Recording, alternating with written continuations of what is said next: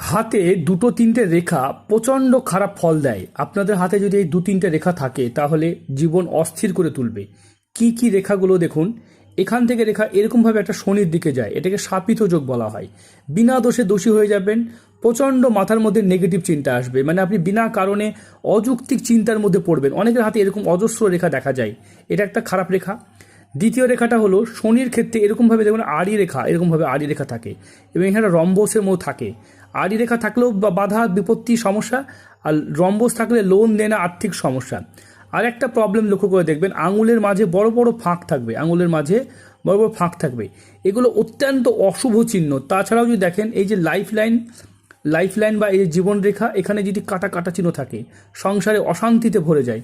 এই যে ভাগ্যরেখা এরকমভাবে যদি কাটা কাটা থাকে তাহলে জীবনে কিন্তু অস্থির অবস্থা করে তুলবে। তো এরকম কন্ডিশনে ভীষণ ভীষণ প্রবলেম হয়। তাছাড়া যদি দেখা যায় এই জায়গাটা গর্ত হয়ে থাকে বা এখানে জাল চিহ্ন বা নিচু হয়ে যায়, মানসিক অস্থিরতা বা চিন্তা হয়ে যায়। তাই এই কয়েকটা রেখা প্রায় হাতে দেখা যায়। যাদের হাতে আছে তারা বিশেষ মাধ্যমে প্রতিকার করে এর সমাধান করতে পারবেন।